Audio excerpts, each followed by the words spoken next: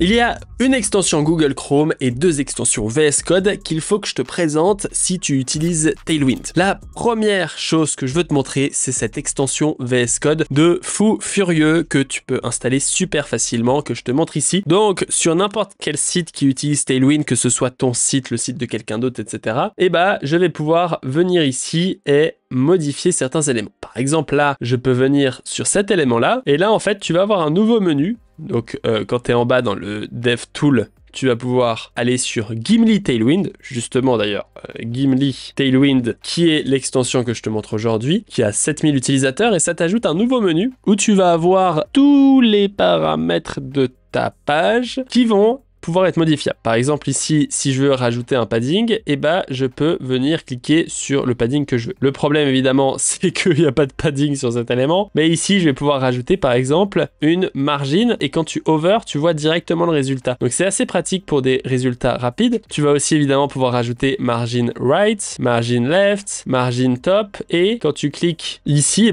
tu modifies ces margins avec les classes qui sont modifiées à l'instant où tu hover. Tu peux même modifier ici le space between qui sert ici à pas grand chose. La même chose avec la with, la height, etc. Donc c'est assez pratique directement dans les extensions de pouvoir modifier tout ça. Si je te montre un autre élément sans cliquer sur le mauvais bouton, comme ça, tu peux aussi voir qu'il va détecter le flex qui s'affiche parce que c'est relevant for this section. Tu vas pouvoir changer la direction avec tous les types de directions, le flex wrap comme tu vois ici, le gap que tu vas pouvoir modifier comme ceci et voir directement le résultat. Donc en fait, ça va te permettre de voir rapidement tous tes styles et de pouvoir les changer. La même chose avec le justify, le align que tu vois ici que je peux modifier. Et bref, je vais pas non plus tout faire parce que tu as compris, mais tu vas pouvoir changer la typographie et donc même si tu connais pas les classes, tu peux rapidement tester en trouvant les styles que tu as là. Tu vas aussi pouvoir voir les couleurs. On l'avait vu juste avant sur cet élément-là. On peut voir que celui-ci, il a des couleurs et que ça t'affiche les couleurs et que tu peux aussi évidemment changer dans toutes les couleurs qui sont juste ici pour pouvoir t'amuser à changer les styles en dark ou en pas dark. Donc, ils ont vraiment fait un bon taf. C'est assez complet, c'est simple à utiliser. On se prend pas la tête et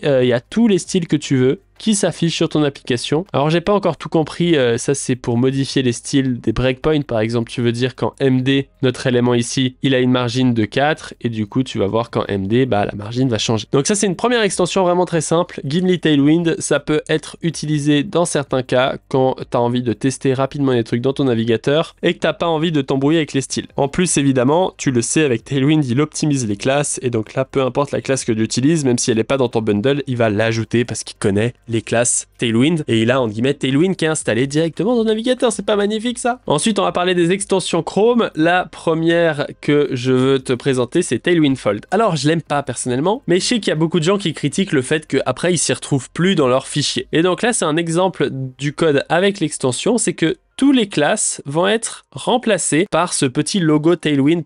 Et comme ça, c'est uniquement quand tu vas mettre ton curseur dessus que ça va t'afficher les classes. Et sinon, ça va pas te les afficher. Donc tu vois que dès que je clique et que je mets mon curseur dessus, ça affiche les classes et quand je quitte, ça cache les classes. Donc ça, entre guillemets, improve the readability, même si je suis pas forcément d'accord, parce que moi, je suis pas forcément fan. C'est pour ça que je vais la désinstaller, parce que moi, j'adore voir les classes, ça me permet de rapidement voir ce qui se passe et ça me dérange pas du tout d'avoir tout ça. Donc tout dépend de tes envies. La deuxième extension par contre, elle est sympa, c'est Tailwind Switch. Et donc ça va te permettre de switch les classes Tailwind facilement sans avoir besoin de faire tout ça à la main. Donc le concept, c'est qu'en tapant sur le raccourci clavier très compliqué, commande, option, shift et flèche de haut, tu vas pouvoir changer les styles. Par exemple là j'ai gap 8, j'ai envie de passer à gap 9, je fais commande, option, flèche de haut et tu vois que là je passe de gap à gap X à gap Y. Donc ça va te permettre de modifier le style et en faisant flèche de droite et gauche, donc il faudrait que je t'affiche le mode vidéo. Comment est-ce qu'on fait ça? Voilà, j'ai toggle le screencasting mode et tu vois que maintenant quand j'appuie sur commande, option, shift, flèche de droite, ça va me permettre de diminuer et d'augmenter le gap sans avoir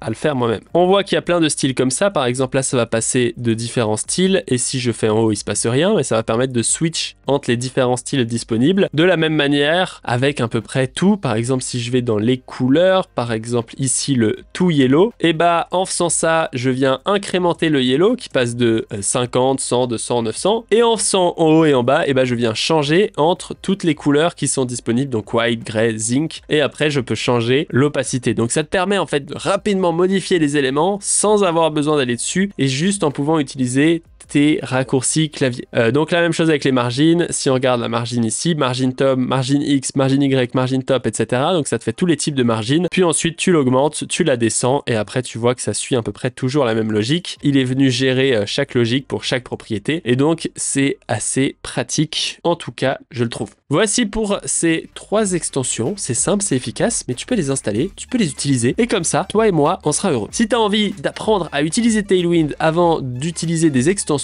tu peux aller sur mlv.sh/tailwind afin de pouvoir t'inscrire à mes cours gratuits. Tu vas avoir pas mal de contenu, notamment pour comprendre Tailwind, comprendre à quoi ça sert et comprendre pourquoi tu devrais l'utiliser d'après moi. On se retrouve là-bas. Ciao, ciao.